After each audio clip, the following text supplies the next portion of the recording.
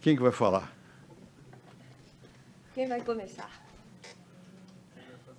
Bom, tem lá, já tem um voluntário lá atrás. Tudo bem? Meu nome é Davi, estudante do Instituto Acaia. Gostaria de fazer uma pergunta.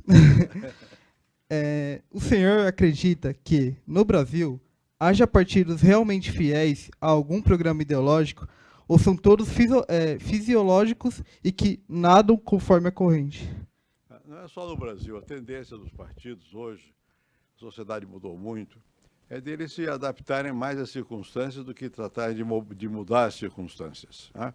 Quando você quer mudar as coisas, você tem que ter um objetivo, um valor, uma ideologia. Né? E você sabe, a ideia de partido é uma ideia recente na história.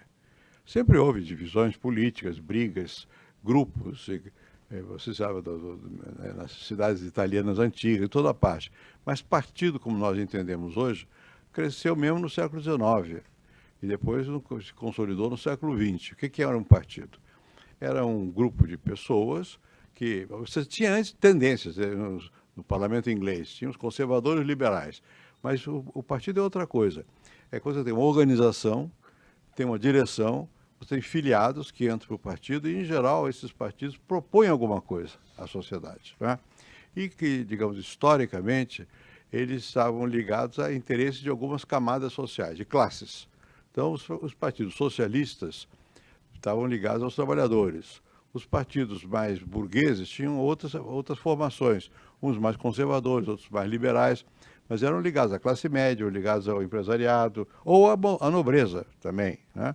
Bom, então aí era mais nítida a relação entre a classe de apoio e o objetivo do partido, o programa do partido, a ideologia do partido, e os que operavam aí dentro. Bem, isso ainda é assim, quer dizer, deveria ser assim, quer dizer, mas é muito menos do que foi no passado. Por quê? Porque a sociedade contemporânea é muito mais fragmentada. Quer dizer, você não tem, as classes não são tão homogêneas. Aqui a gente fala vagamente classes médias, mas aí tem tudo na classe média. Todo tipo de gente, ocupação, região, etc, etc. Né?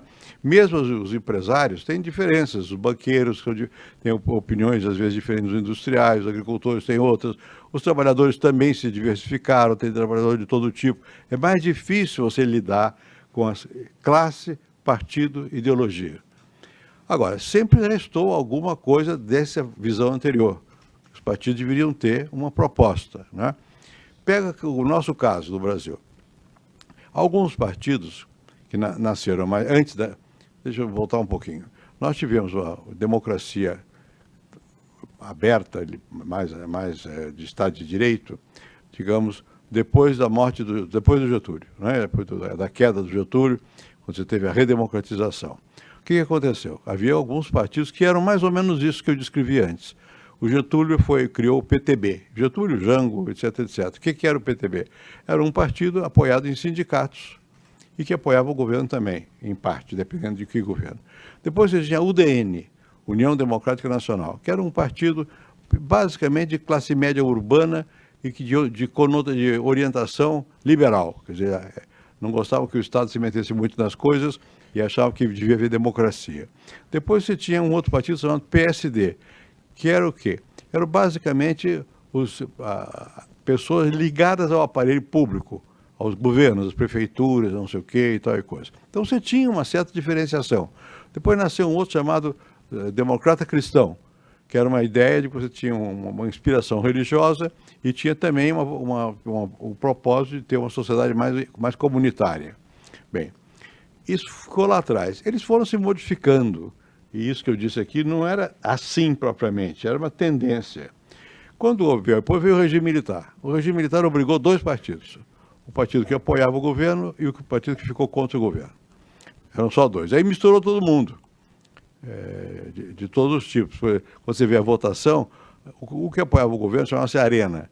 E ele ganhava enormemente nas áreas dos trabalhadores. ABC de São Paulo, a Arena ganhava. Né? Portanto, não havia uma correspondência, porque eram partidos manipulados e tal, e foram perdendo a especificidade ideológica, digamos assim. Bom, depois veio a redemocratização. Na redemocratização, no começo, você tinha alguns partidos de inspiração como o Partido Trabalhista do Getúlio, PTB. PTB, PDT do Brizola, etc, etc. Tinha alguma orientação socialista, o Partido Socialista, mais vagamente, porque ele também nasceu de uma facção da UDN, que eu mencionei já aqui, que era mais de classe média urbana e mais liberal democrática, né? E por aí foi. Depois, mais adiante, foram sendo criados outros partidos. O antigo partido MDB continua, virou de nome, chama-se PMDB, né? Depois do PMDB saiu o PSDB, que saiu do PMDB e que queria o quê? Queria ter alguma aspiração a ser um partido chamado social-democrata, ou seja, um partido que queria criar certas instituições para melhorar a saúde, a educação, como na Europa, mas sem ter sindicato. E criou-se o PT, que era um partido que nasceu dos sindicatos. Então, esses dois partidos, PT e PSDB, e também o PMDB, você pode encontrar alguma ressonância ideológica. Quer dizer, o PT, bem ou mal, ele pode ter feito uma opção de coisas erradas como qualquer outro, mas ele tem uma ligação de origem com os sindicatos e também, portanto, com as classes populares. O PSDB, bem ou mal, continuou sendo um partido que queria implementar políticas mais de governo, de bem-estar social, educação, saúde, não sei o quê. E o MDB continuou sendo um partido democrata. Todos os três defendem, mas se ele resiste só porque ele lutou contra o regime autoritário. E depois começaram a criar novos partidos. Hoje, a maior parte desses partidos não são, no sentido que nós estamos falando aqui, partidos. Eles são agrupamentos de pessoas que têm interesses comuns, e, em geral, o interesse comum é pressionar o governo para ter um pedaço do governo, para virar ministro, virar não sei o que e tal. Deixou de ser partido. Quer dizer, um país como o nosso, que tem 30 e poucos partidos, e que, para atender às ânsias deles, tem 39 ministérios, uma coisa está errada aí. Houve uma deturpação do que era partido, né? Então, a minha resposta é a seguinte: ainda há algo daquilo que você mencionou, mas no meio disso houve um avanço muito grande de interesses de grupo. No Brasil, na origem portuguesa, hispânica e tal e coisa, sempre houve uma visão na sociedade que se chama de corporativa, ou seja, grupos de interesse, às vezes da mesma profissão, que se organizam para defender seus interesses e pensam que isso é interesse de todo mundo, né? Então, há muito corporativismo. Bom, o corporativismo também não é propriamente uma coisa que ajude a formação de partidos, porque ele está defendendo puramente interesses.